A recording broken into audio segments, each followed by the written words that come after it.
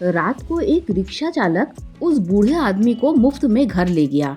अगली सुबह अचानक पुलिस स्टेशन से फोन आया। जिंदगी कभी कभी तुम्हें ऐसे मोड़ पर ले जाती है जहां इंसानियत और इज्जत का असली इम्तिहान होता है। ऐसी ही एक सर्द रात थी। दिसंबर की कटीली हवा, गलियों में सन्नाटा और आसमान में धुंधली चांदनी।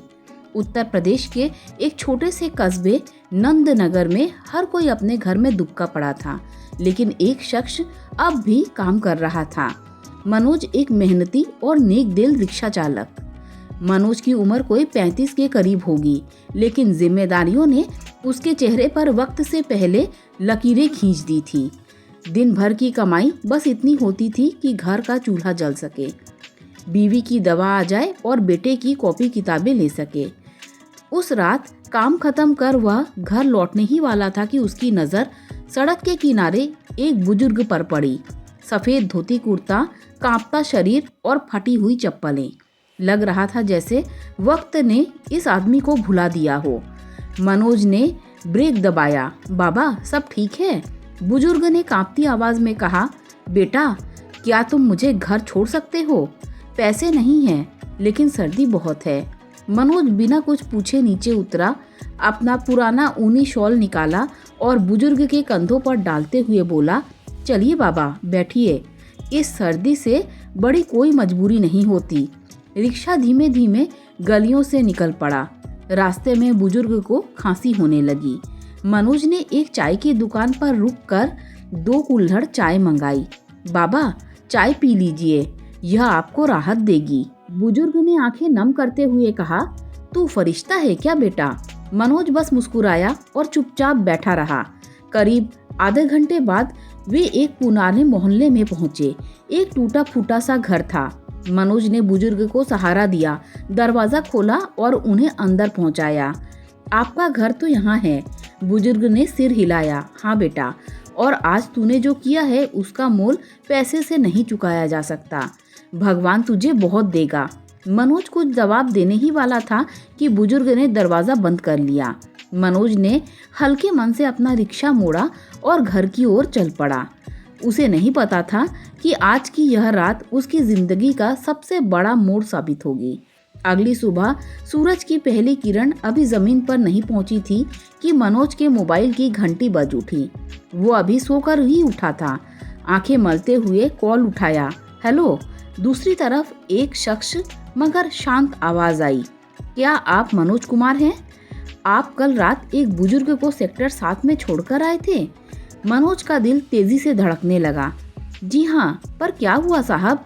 फोन की दूसरी तरफ पुलिस इंस्पेक्टर था। उसने कहा, आपको तुरंत थाने बुलाया गया है, कुछ जरूरी बात करनी है। मनोज के हाथ पैर ठंडे हो गए, पर वो घबराया नहीं। पर दिल में कई सवाल थे। क्या वो बुजुर्ग ठीक है? क्या कुछ गलत हो गया? कहीं उसने कोई गलती तो नहीं कर दी? 15 मिनट बाद मनोज थाने पहुंचा। अंदर घुसते ही 3 अफसर खड़े थे। आप वही हैं जिसने कल रात सेक्टर 7 में एक बुजुर्ग को उनके घर छोड़ा? जी साहब, लेकिन गलती क्या हो गई? मनोज डरते हुए बोला। एक अफसर आगे आया और हाथ जोड़ते हुए कहा, गलती? आप तो देश के लिए मिसाल बन गए हैं। मनोज चौंका। इंस्पेक्टर ने कहा, जिस बुजुर्ग को आपने रात में छोड़ा था वह कोई मामूली इंसान नहीं है। वह रिटायर्ड इंटेलिजेंस ब्यूरो के डायरेक्टर रह चुके हैं। श्री शेखर नाथ वर्मा दिल्ली से अचानक लापता हो गए थे। पिछले 3 दिन से उनकी तलाश हो रही थी। मनोज की आंखें फटी की फटी रह गई। उन्होंने तो कुछ बताया ही नहीं, और आपसे ही क्यों बात करते? एक वरिष्ठ अधिकारी मुस्कुराया। शायद वह इंसान पहचान लेते हैं कि किसमें अब भी इंसानियत बची है। इसी बीच थाने के बाहर एक काली एसआई आकर रुकी। 2 कमांडो जैसे जवान बाहर निकले और बोले, मनोज जी साहब आपसे मिलना चाहते हैं। मनोज हक्का बक्का रह गया। कार में बैठते ही वह उसी घर के बाहर पहुंचे जहां पिछली रात मनोज ने उन्हें छोड़ा था। शेखर नाथ वर्मा दरवाजे पर खड़े थे। वही मुस्कान, वही सादगी।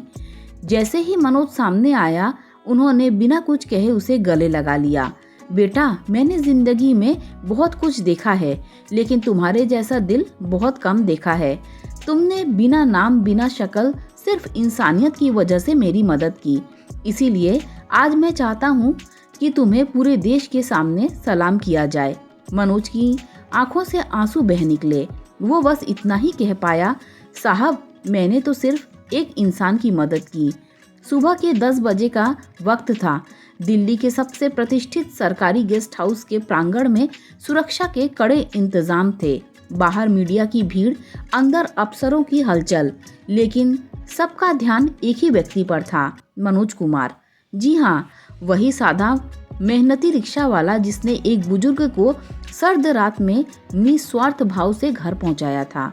और अब उसी इंसान की इंसानियत को सलाम करने के लिए देश के बड़े बड़े लोग जमा थे। मनोज को मंच पर बुलाया गया। वो कांपते कदमों से आगे बढ़ा। उसके पास न महंगी पगड़ी थी, न कोई सूट बूट, सिर्फ एक साधारण धोती कुर्ता और नम आंखें। सामने खड़े थे केंद्र सरकार के गृह मंत्री, रक्षा सचिव और स्वयं श्री शेखर नाथ वर्मा।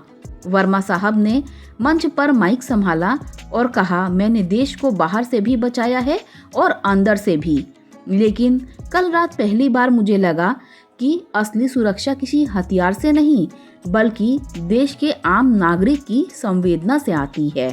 उन्होंने अपनी जेब से एक तमगा निकाला।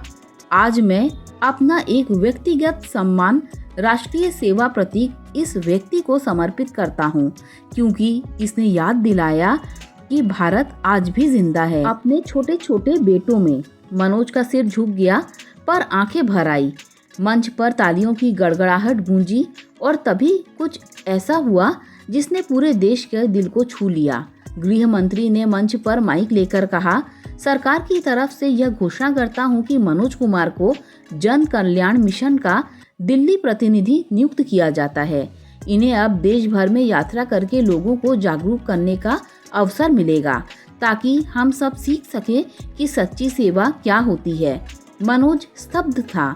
वह जो कल तक खुद अपनी बीमार मां के इलाज के लिए पैसे जोड़ रहा था, आज उसे खुद राष्ट्र सेवा का अवसर दिया जा रहा था। फोटोग्राफर लगातार तस्वीरें खींच रहे थे। चैनलों पर ब्रेकिंग न्यूज चल रही थी। रिक्शा चालक ने बचाया देश की आत्मा। पूर्व खुफिया प्रमुख की खोज ने दिलाया आम आदमी को राष्ट्रीय सम्मान। लेकिन इन सबके बीच मंच के एक कोने में खड़ी एक बूढ़ी औरत सबसे ज्यादा मुस्कुरा रही थी, मनोज की माँ। वो फुसफुसाई, आज तू वाकई बड़ा बन गया बेटा, लेकिन जो तुझे बनाया वह तेरा सीधा दिल था, कोई ओहदा नहीं। मनोज के लिए अब हर सुबह पहले जैसी नहीं रही। गली मोहल्ले के लोग जो कभी उसे मामूली रिक्शा वाला समझते थे, अब सिर झुकाकर सलाम करते हैं। टीवी चैनल, अखबार, यूट्यूब, हर जगह उसका नाम था। पर मनोज के चेहरे पर कोई घमंड नहीं था। उसकी आंखों में अब भी वही सादगी थी और उसकी दिनचर्या भी लगभग वैसी ही। बस अब रिक्शे की जगह उसके पास देश भर के सरकारी कार्यक्रमों में जाने का निमंत्रण था। एक दिन जब वह दिल्ली की ही एक स्कूल में बच्चों को संवेदना और सेवा पर भाषण देने गया, तो एक बच्चे ने पूछा, सर, आपने उस बुजुर्ग की मदद क्यों की? वो तो भिखारी भी हो सकते थे। मनोज थोड़ी देर चुप रहा, फिर धीमे से बोला, बेटा, भिखारी होने से कोई छोटा नहीं होता, लेकिन हम मदद करने से बड़े बनते हैं। और किसी के कपड़े देखकर इंसान की इज्जत नहीं नापनी चाहिए।